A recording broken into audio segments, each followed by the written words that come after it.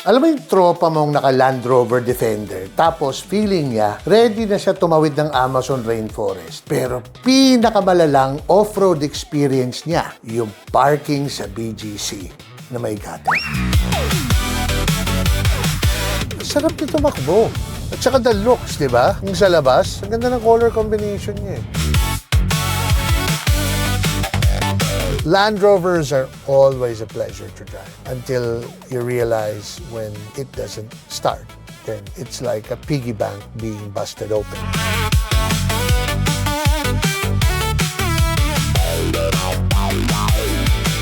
Meanwhile, itong Rox 01 at Jetour T2, mas mura, mas praktikal, at hindi mo kailangan ibenta yung atay mo pag may nasirang sensor. Mga kapanda, today, pag-uusapan natin ang laban ng tatlong adventure SUVs na piling alpha male sa parking lot. Yung Rox 01, Jetour T2, at ang hari ng bro. Nakita mo bagong monthly ko, ang Land Rover Defender. At warning lang ha, baka ma-hurt feeling sa mga Defender boys dyan. Pero okay lang, sanay man sila masaktan bawat nagpapa-PMS.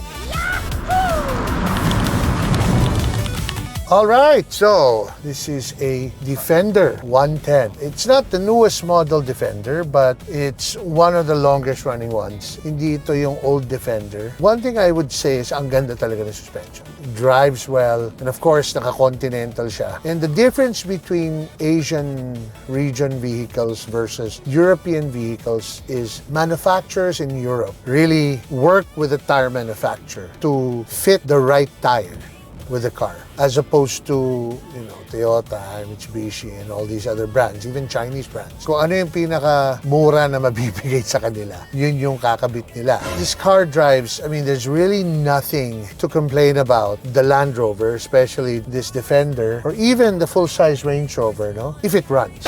Yun lang. So guys, drive na natin tong T2 before, and I was pretty impressed with the car, especially based on its price. Pero you're driving it through Sub-Saharan White Plains right now. For the price, this is one of the most solid cars that I think we've reviewed.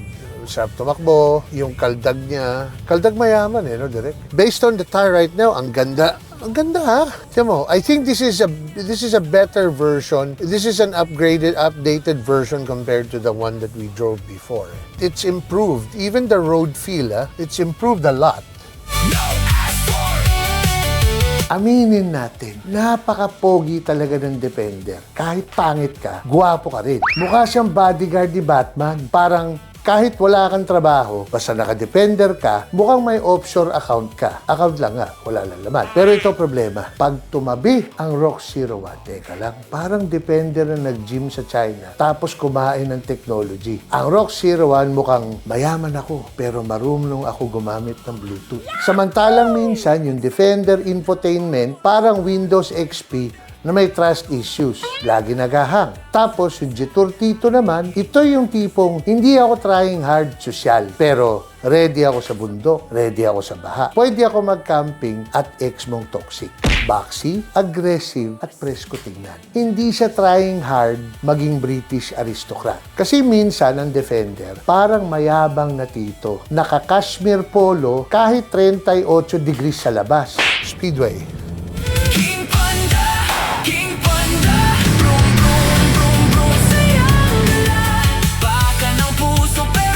Guys, ang acceleration niya swabe, di ba? Ang swabe. It's smooth, but it's fast. Diba? And ang bigat nitong kotse na to, because relative to other SUVs, this is a fully featured car and it has a lot of equipment. So, medyo talaga mabigat ito. But turning radius lang niya, medyo wide, no? Arangkada niya, hindi nahuhuli. Ganda tumakbo. Diba? Kita mo? See what I was talking about? Yung transmission niya. Diba?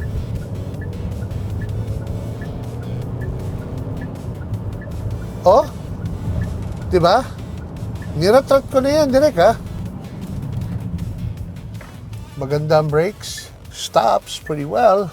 I would buy this car over a BYD anytime.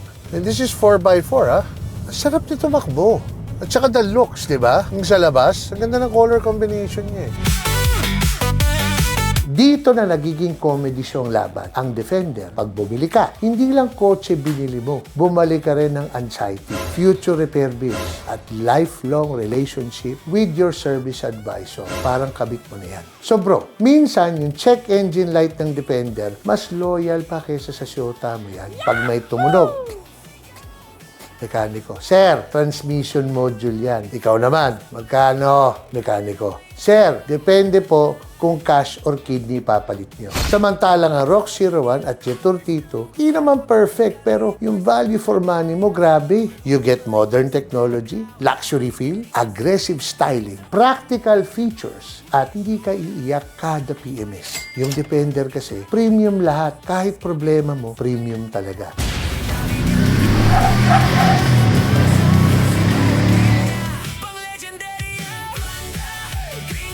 Yung bagsak niya. Ganda suspension, pero sa hams yung bagsak niya, parang si Massimo eh. Pag humiga sa kama sa amin, pag umiikot siya, biglang boom. Yung puwit talagang ramdam mo eh. Kasi ibabagsak niya talaga eh. I think that's the difference. Ano? Hindi siya swabing bumagsak. To, going through a hindrance on the road na tigas, walang hagis.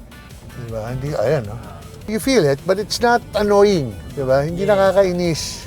You know, yan ang big difference guys sa mga European cars. They're more refined. You know, kasi yung mga Chinese cars, pag maganda, talagang maganda. Pag sablay, talagang sablay. Diba? Mas malambot siya. Yung isa, diba? Yung pagbagsak, parang galit sa mundo eh. Oh. Diba? Ang layo. And this is a smaller car, ah. Oh, ang ganda. That's what I'm talking about. You know, a friend kanina, oh, you have to compare between this ladder frame and that. Parang hindi nga eh.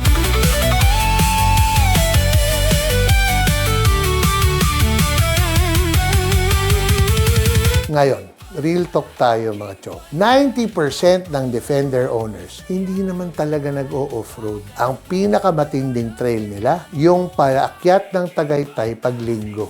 Traffic pa yun. Minsan nga, mas madumi pa sapatos ng kasambahay kaysa sa gulong ng Defender. Pero eto maganda sa Rocks at saka Jetour dito. Hindi sila sobrang pretentious. Pwede mo gamitin sa syudad, out of town, pang camping, baha, rough roads, farm, at project site. Hindi ka matatakot magasgasan. Kasi ang Defender owners, pag may gasgas, oh my God.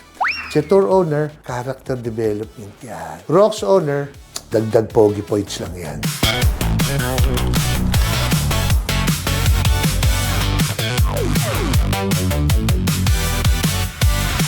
Very tight. No? Very tight siya. Yun lang, medyo marami akong naririnig.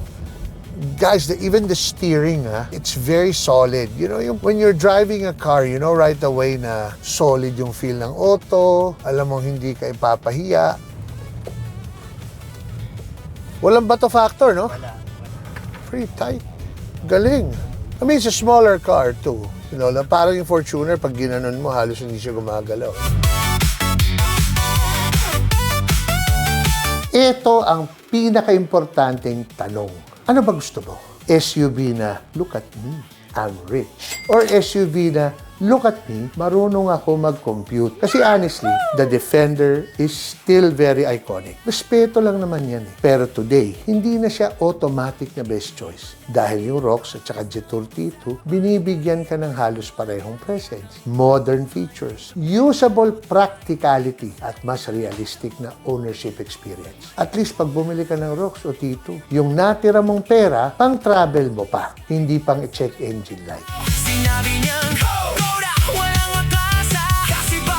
Overall, guys, it's, you know, Land Rovers are always a pleasure to drive until you realize when it doesn't start. Then it's like a piggy bank being busted open. Ubus ang savings, ubus lahat. Because it's not a cheap car to maintain. But then again, when you start venturing into the high-end luxury space, ganun talaga. Because kaya nga mahal yung kotse, mahal ang pyesa. Diba? Alangan na mura kotse, mahal pyesa. You know, when you sit in a Land Rover, everything is just well-placed. Where the buttons are, everything's ergonomic. You know, sometimes the Brits, when they put buttons in places, it doesn't really make sense. But with the Land Rover, they did. You know, hindi ko alam kung nakasampung bote ng Guinness na yon bago nila pinag-aralan. It just feels right. Diba? As long as you can afford it and as long as you know what you're getting into, okay siya. Walang problema. But that's the only problem. Number one, it's expensive because we do live in a third world country and it's a very exclusive group that can afford it. And number two is just reliability of the car because a lot of people don't drive it nga. Hindi siya napapaandar and pumapalya madalas and nagkakaproblema. Other than that, you know, there are other alternatives out there that for the normal person to buy or even the A and Bs to have the best of both worlds.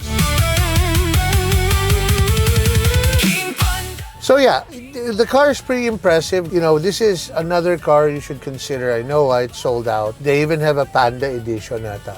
Even with accessories and all those stuff, ang dami mo ma-upgrade dito. At saka luwag. I mean, from the outside, ang liit ng auto, ha? Hindi, no? I mean, we're going through Sub-Saharan White Plains again, and ang ganda ng suspension, no? Yeah, no? Kasi on the way here, on the way to the other side, medyo, you know, medyo tame, eh. Pero dito sa kabila, dito mo malalaman lahat ng ano, eh. Kaluluwa ng kalsada, eh. So the options, I mean, the materials are nice, pretty well put together. So yeah, guys, this is, you know, the Jetour T2, do consider this car. Ito yung gauge ko, guys, eh, yung rumble strip. Pag jump pa lang, hindi na pumasa yung sasakyan kasi parang minasahe ni Wally the Walrus eh. Pag dun pa lang, hindi na pumasa. Actually, pagbaba pa lang ng bangketa sa office eh, yung sa gutter, pagbaba mo gano'n, alam mo yung kaldag ng auto eh, di ba? So ano pipiliin mo? The Land Rover Defender, social, pero maintenance warrior? Rox 01, luxury tech beast? Or the Jetour T2 na practical bad boy? Comment nyo nga below, mga kapanda. At sa mga owners naman ng Defender, huwag kayong magagalit. Baka umilaw na naman ang dashboard. This is King Panda from Armored Panda Industries and welcome to my kingdom. Please like, share, and subscribe to our YouTube channel so you can watch all the new cars, all the new reviews, and please do tell us what you want to see next. Thanks very much for supporting us.